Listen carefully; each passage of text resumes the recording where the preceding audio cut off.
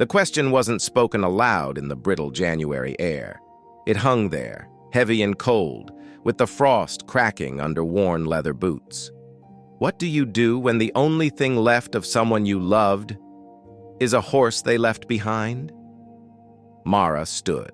Just inside the sagging wooden gate of the auction yard, the smell of damp hay, manure, and something sharper, fear, maybe despair, thick in her nostrils. Wind, raw and unrelenting, whistled through the gaps in the weather-beaten stable blocks, carrying the lonely nicker of unseen animals. It found the back of her neck, icy fingers slipping under her scarf. Grandpa's scarf. He'd been gone 3 months. The cancer, swift and brutal. This place, this errand, felt like walking into the hollowed-out cavity grief had left in her chest. He hadn't been rich, Grandpa Joe, just a man who loved the land and the animals that worked it, especially the horses. He'd talked about this. One, Champion, right up until the morphine stole his words. A plow horse, he'd called him. Good bone, gentle soul, takes a licking and keeps on. The sentence had dissolved into a wheeze. And now, settling his meager estate, Mara discovered the truth. Champion wasn't just some fond memory. He was here, listed, lot number 37, going under the hammer today because nobody else wanted the burden, because Grandpa Joe hadn't left enough for his own gravestone, let alone lifelong care for an aging draft horse. Mara didn't want a horse. She lived in a one-bedroom apartment above a laundromat 30 miles away. She balanced spreadsheets for a living, her world neat columns of numbers. Grief was messy enough. This was pure impractical madness. Yet here she was, boots crunching, frozen mud, drawn by a ghost's unfinished sentence. Then she saw him. Not in the crowded pens where nervous eyes rolled white, but tucked back in a solitary stall, the shadows deep. He wasn't pacing.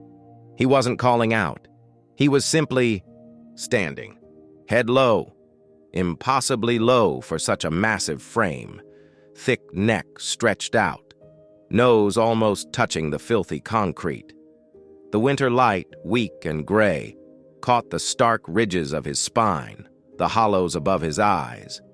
His coat, once probably a rich chestnut, was dulled to the color of old pennies, matted and streaked with dried mud. Frost clung to the long hairs around his fetlocks. He looked less like a creature and more like a discarded piece of farm machinery left out to rust. A plow horse, past tense. The stillness about him wasn't calm. It was exhaustion. It was surrender. A slow plume of vapor ghosted from his nostrils, the only sign of life beyond the occasional weary twitch of a ragged ear. Mara's throat tightened. It wasn't pity, not exactly. It was a recognition, deep and unsettling. That stillness echoed. The numbness inside her, the feeling of being utterly, irrevocably used up. She moved closer, her steps deliberate, trying not to startle him. The auctioneer's rapid-fire chant was a distant buzz, the shuffle and murmur of the crowd a separate world. His head lifted just an inch, slow, heavy. One dark eye, liquid and enormous, swiveled towards her.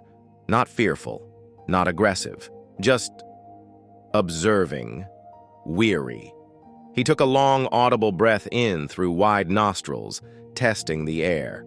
Frost dusted his whiskers. His other ear flicked, dislodging a clump of dirt. He didn't retreat, didn't advance, just stood, breathing that slow, deep draft horse breath, watching this stranger with an ancient patience that felt heavier than the winter sky. Mara stopped a few feet from the stall bars. She kept her hands at her sides, loose. No sudden movements. She didn't know what to say. "Hello, champion?" It felt absurd.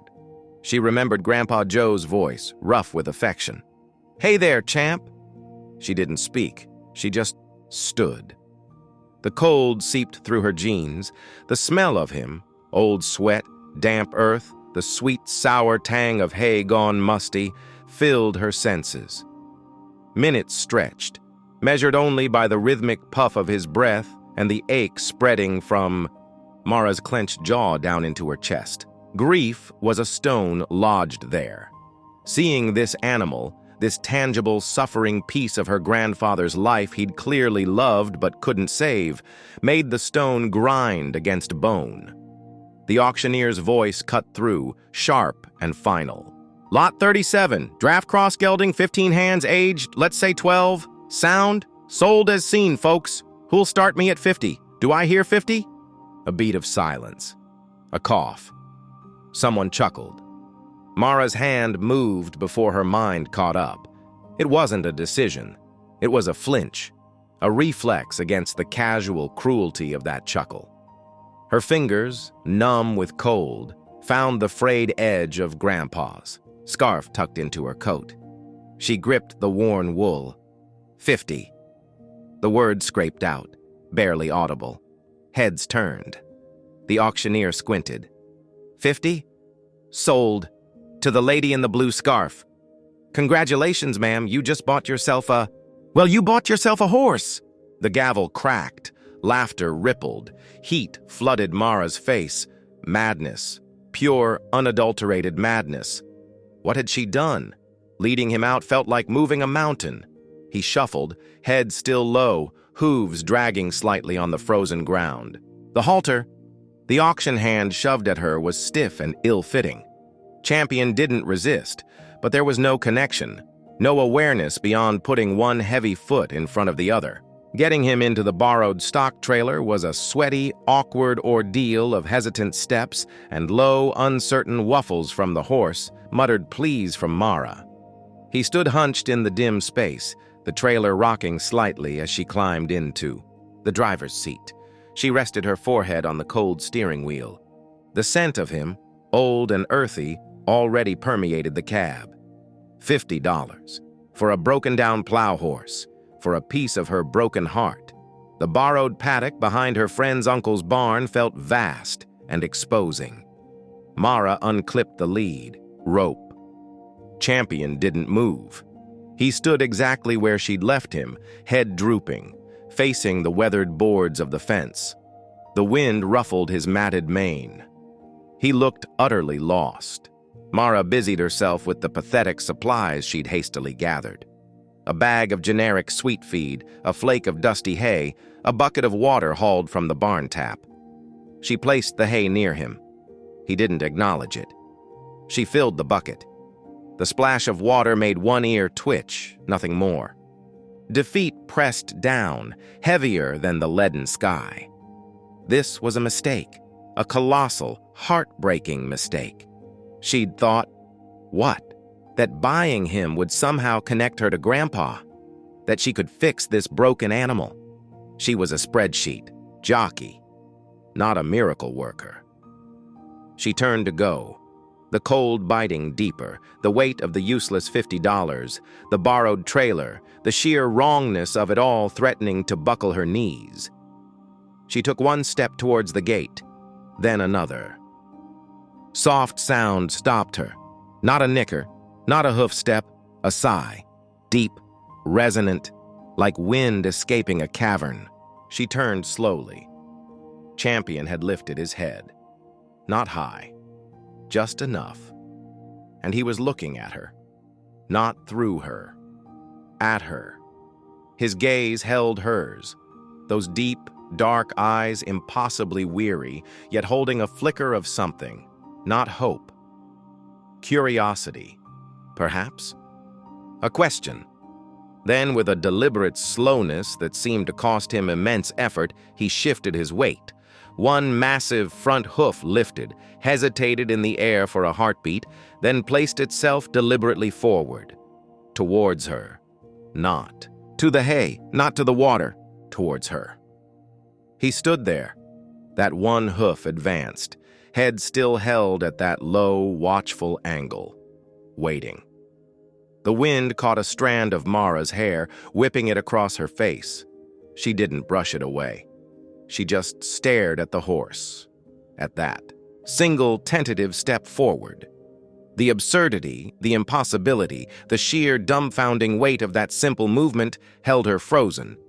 He hadn't followed a command. He hadn't been lured by food. He had simply stepped closer. Why? The unspoken question hung in the frigid air, sharper than the wind. Why, after everything, after the auction block, the trailer, the strange paddock, the strange woman? Would this broken-down creature choose to take a single weary step towards her? Mara stood rooted to the frozen ground. The borrowed trailer forgotten, the spreadsheet world a million miles away, staring into the depths of those ancient, patient eyes. The frost crunched under her boots, the only sound in the sudden, immense silence. Weeks bled into the gray slurry of late winter, the borrowed paddock becoming a stage for a slow, silent duet. Mara came every day after work, the drive a numb ritual. She brought better hay, found an old brush in the barn, bought a bag of expensive senior feed that made her wince at the price. Champion remained a monument to weary endurance. He ate slowly. He drank. He stood for hours, facing the fence, head low, as if perpetually waiting for a command that would never come. Yet whenever Mara arrived, that same ritual played out.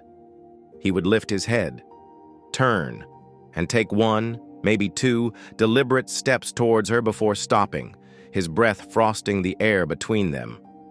An offering. A question unanswered. He didn't shy from her touch anymore, but he didn't seek it. Brushing him was an exercise in patience, revealing the deep chestnut beneath the grime, mapping the stark topography of ribs and hips too prominent. His skin twitched under the stiff bristles, not in fear, but with a hypersensitivity that made Mara wonder about unseen scars. He flinched once, violently, when a gust of wind slammed the barn door shut. Not the explosive spook of a flighty horse, but a deep internal recoil, muscles locking, head jerking up, eyes wide with a sudden primal alertness that vanished as quickly as it came, replaced by the familiar crushing weariness. Then came the oranges. Mara had brought one for herself, peeling it absently as she leaned against the fence one Saturday morning.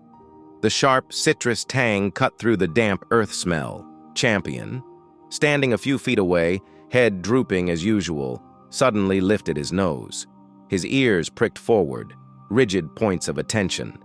He took a hesitant step, then another, nostrils flaring wide, sucking in the scent. He stopped just beyond. Reach, stretching his neck towards her, not towards the fruit itself, but towards the smell clinging to her fingers. A low, rumbling sound vibrated in his chest. Not a nicker, more like a hum of intense interest. It was such a small thing. Absurd, almost. A plow horse fascinated by an orange? But the intensity in his dull eyes, the focused yearning, was startling. Mara held out a piece of peel. He didn't take it, just inhaled deeply, his breath warm and moist on her skin, his gaze fixed on the bright rind with an almost painful intensity. Then, just as suddenly, he sighed, that deep, cavernous sound, and dropped his head back to its usual position. The spark extinguished, but the image stuck. The sudden alertness, the focused longing for something bright and sharp and completely unexpected. The trigger wasn't loud. It was a whisper Mara almost missed. She was rummaging in the glove compartment of her car for a spare brush, parked near the barn, when a faded, grease-stained envelope slid out. Grandpa Joe's messy scrawl, "Champ, vet stuff." Inside, clipped together, were receipts and a single folded sheet of lined paper, notes in her grandfather's shaky hand. Routine stuff mostly. Vaccinations dates, farrier visits. Then, near the bottom, words that stopped her breath. "Doc says scurvy?" Unheard of. Pasture must be poor. Started oranges plus Vit C powder in feed. Seems perkier, stiffness less. God knows how long he went without. Scurvy. The word hit her like a physical blow. She leaned against the cold car door, the world tilting. Scurvy. A disease of sailors lost at sea, of utter deprivation, vitamin C deficiency, weakness, bleeding gums, joint pain, bone-deep pain.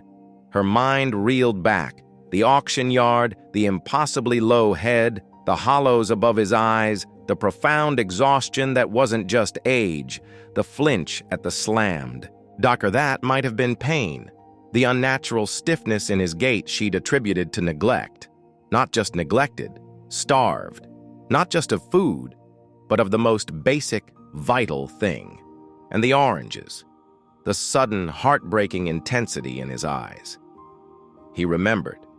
He remembered the taste, the smell, the tiny spark of relief they had offered in a life defined by grinding work, and then, ultimately, utter abandonment. He remembered. Grandpa Joe trying. The envelope fell from her fingers. The dam holding back 3 months of grief, the sharp, sudden loss of her grandfather, the helpless fury at the world that let good men die and good horses suffer, the crushing weight of this impossible responsibility she'd shouldered, shattered. It wasn't a sob, it was a raw, guttural sound ripped from her chest. She slid down the car door, crumpling onto the frozen mud beside the paddock fence, her face buried in Grandpa's scarf. The tears weren't silent. They were racking, ugly, a torrent of pain and helplessness she couldn't contain. She cried for Grandpa Joe, alone in that sterile hospital room. She cried for Champion, standing broken in the auction shadows, remembering oranges. She cried for the sheer, overwhelming unfairness of it all. Inside the paddock, Champion moved, not towards the fence line where she usually stood. He walked, slowly, deliberately, his stiff gait pronounced, directly towards the spot where Mara lay curled against the outside of the fence, her body shaking with the force of her grief. He stopped on the other side of the weathered boards, less than a foot away from her heaving shoulders. He didn't nudge. He didn't nicker. He lowered his massive head, not all the way, but just enough. She felt the warm puff of his breath through the gaps in the wood stirring her hair. A deep, rhythmic sigh escaped him, mingling with her ragged breaths. He shifted his weight slightly, settling, and then he simply stood. His large, dark eye, visible through a knothole, held no judgment, no impatience. Just a vast, weary presence. A silent vigil. He stood so close she could smell the dusty hay on his breath, feel the faint tremor of his own body through the wood. He stood while the storm raged in her, a solid, breathing bulwark against the cold earth.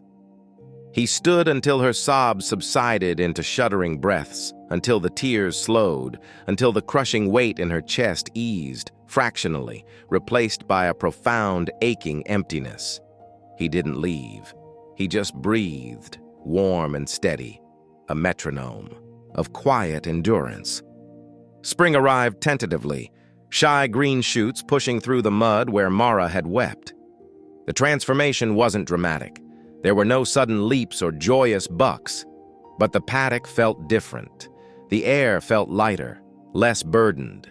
Champion's coat, under Mara's daily brushing, now shone a deep, burnished chestnut. His ribs were still visible, but less stark. The hollows above his eyes had softened. The stiffness in his gait eased, replaced by a ponderous, deliberate walk. He no longer stood perpetually facing the fence. Often, he'd be found dozing in a patch of weak sunlight, head lowered peacefully, one hind leg cocked in relaxation. And when Mara arrived, the ritual changed. He still lifted his head, he still turned. But now he walked towards her, not just a step or two, but all the way to the gate, meeting her, his soft muzzle reaching out to gently bump her shoulder or nuzzle the pocket where she sometimes hid apple slices. Trust, slow and hard-won, had taken root. Mara found herself lingering longer. The spreadsheets could wait. She'd sit on an upturned bucket inside the paddock, not needing to fill every silence with words. She'd watch him graze the new grass, his movements deliberate, peaceful. The crushing grief for Grandpa hadn't vanished, but it had changed shape. It was no longer a sharp stone grinding her insides. It was a quieter ache, softened by the presence of this gentle giant who carried a piece of him. She'd told Champion things, whispering them into his flickering ear, memories of Grandpa Joe, frustrations at work, silly little fears. He'd listen, his warm breath on her neck, his solid side a comforting presence against her shoulder. She hadn't realized how starved she'd been, too. Not for vitamins, but for this. Silent, unconditional acceptance. One warm afternoon in May, the air thick with the scent of lilacs blooming near the barn, Champion did something new. Mara was sitting in her usual spot, eyes closed, face tilted, towards the sun, simply breathing. She felt his warm muzzle nudge her arm, not the usual greeting nudge, insistent. She opened her eyes. He stood beside her, head turned, looking intently towards the far corner of the paddock, where an old, gnarled oak tree stood, its roots exposed in a mossy bank. "What is it, Champ?" she murmured, getting to her feet. He took a step in that direction, then looked back at her, waiting. Intrigued, she followed. He led her not to the tree itself, but to the base of its massive trunk, where the roots formed a natural shallow hollow, partially filled with drifted leaves and old twigs. He stopped, lowered his head, and blew forcefully, through his nostrils, scattering the debris. Then he nudged the spot with his nose and looked back at Mara, expectant. Heart pounding with a strange sense of anticipation, Mara knelt. She brushed away the remaining leaves and damp earth. Her fingers touched something hard, smooth, cool. She dug a little deeper, pulling it free. It was an old, heavy glass bottle, crusted with dirt. A whiskey flask. Grandpa Joe's. She remembered. It instantly, tucked into his overalls pocket on cold mornings. He'd claimed it was just for warmth.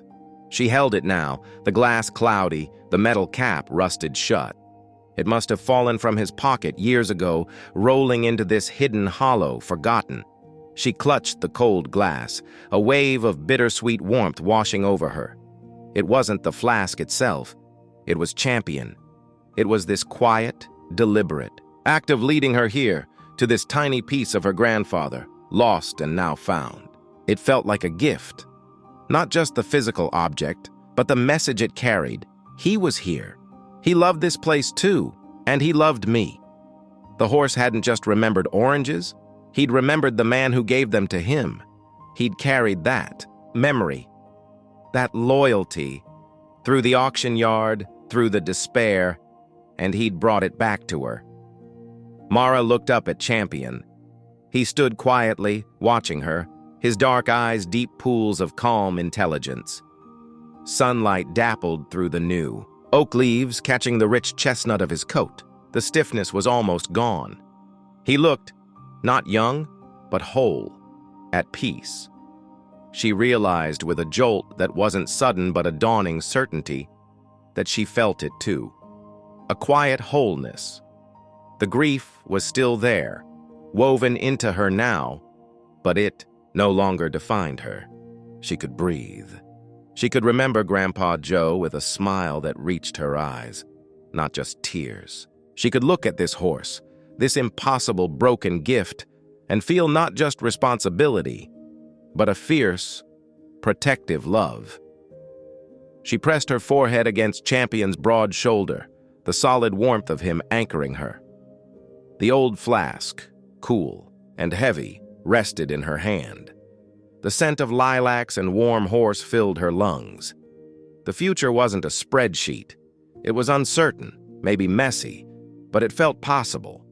It felt like living again. Champion lowered his head, resting his massive jaw gently on top of her head for a moment, a weight that was pure comfort. A silent understanding passed between them, deeper than words. He had carried plows, carried neglect, carried the memory of kindness. Now he carried her through the last of the storm. Mara smiled, a real smile, into his soft neck. She knew now, with bone-deep certainty, why he had taken that first step towards her in the frozen paddock. He wasn't just a piece of her grandfather left behind. He was a bridge. A weary, scarred, magnificent bridge built of patience and oranges and silent, steadfast presence. Sometimes the ones who carry you home are the ones the whole world left behind. If this story cracked your heart open and put it back together, do something for me. Hit that subscribe button down below. Leave a comment telling me what moment broke you. Was it the oranges, the flask, that final nudge? Let me know you were here. And tap that bell icon. Because every single day I bring you stories like this. Raw, real journeys of brokenness and unexpected healing. Stories that remind us of the quiet heroes, the second chances, and the incredible power of a single step forward. Be here for the next one. Your heart will thank you.